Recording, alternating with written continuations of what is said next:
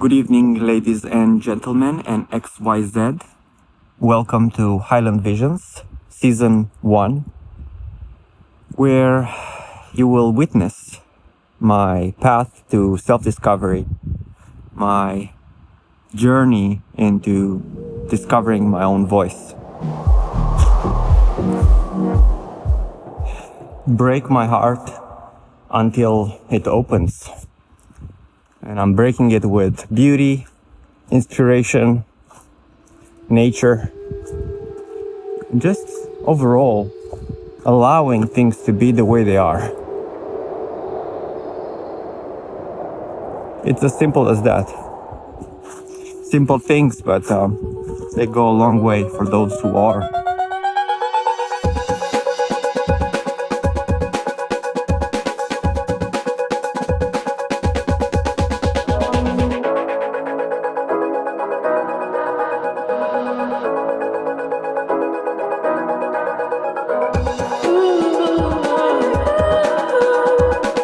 I've always asked myself, how come it's possible to live in a world where it's so hard to let go of the things that don't serve us and focus on the things that serve us? How come such a simple thing, such an obvious common sense thing is not applicable in our lives?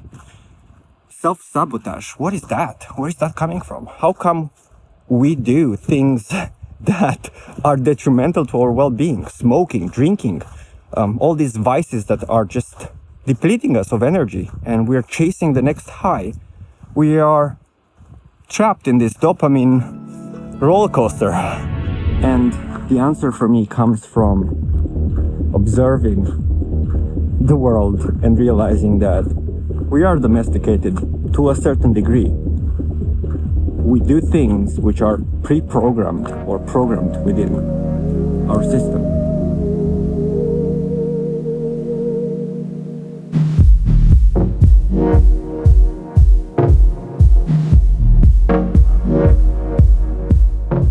So unless we learn how to deprogram and replace these programs with beneficial programs, we will be forever slaves to things that stop our progress, or, because progress doesn't sound appealing to some. We don't have to progress all the time, but just maybe live a life where we feel fulfilled, a life where we pursue our dreams, maybe. Is that too much to ask? Is it too much to ask to follow your dream, follow my dream? It's incredible. It's right in front of our face, and we don't seem to know when to stop and how to stop, to just contemplate.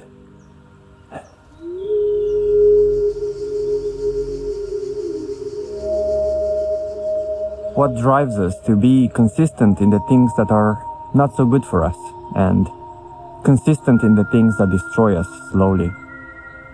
And don't be surprised that the moment when you start taking action and trying to be consistent in your life, things will come up that will try to give you an excuse why you can't do something.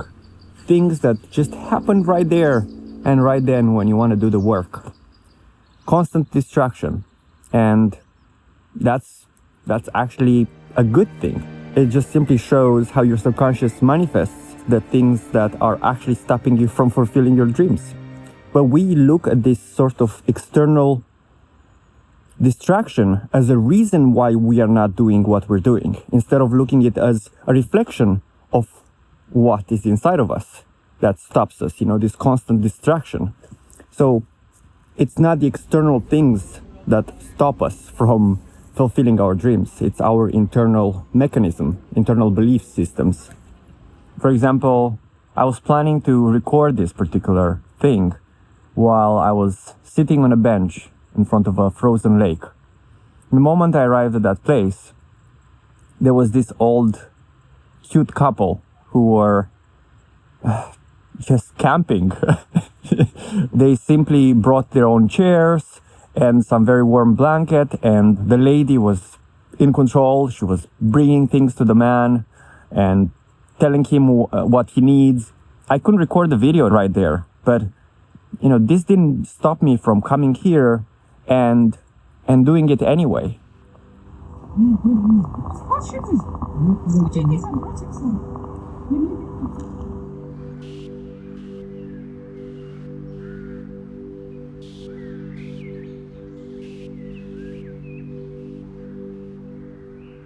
But there is always another bench where you can sit and, well, in my case, I sit on a table, but, for the purpose of the example, you can always find a different bench at a different time, and you can act on what really matters for you. And in this way, override a pattern of avoidance, a pattern of non-action, or action in a different direction that will derail the train towards your dreams. They're actually behind me right now. I don't know if you can see them, but they are so cute. They're just simply contemplating the frozen lake and the frozen sunset. They celebrate the arrival of darkness and the arrival of mystery, and I'm not alone.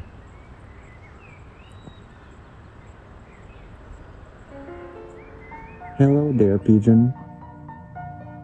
You just show me that life is everywhere. Yeah, scratch. Itch and scratch. We are never alone. Let this pigeon be a testament that we are never alone.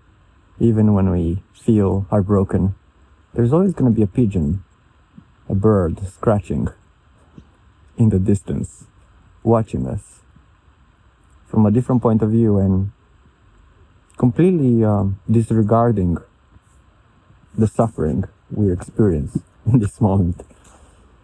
And I think we can all acknowledge that at some point we have to break through this suffering and focus on joy instead, because the more we sit in this, stagnating feeling of loss, of betrayal, abandonment, the more we're perpetuating this roller coaster of feelings that are simply keeping it alive. It's like a self-fulfilling prophecy. Sure, there is place for grieving, but I think we are stepping now into a world, into a new paradigm on this planet where it's time to let go of all this suffering. Like, for how long are we going to process? I mean, it's time to process right now, yes, but based on how we develop and grow, it seems like it's not going to last for a very long time unless we want to. But some of us are ready to step into a journey where suffering is of the past, and now we celebrate love like these two beautiful oldies but goldies.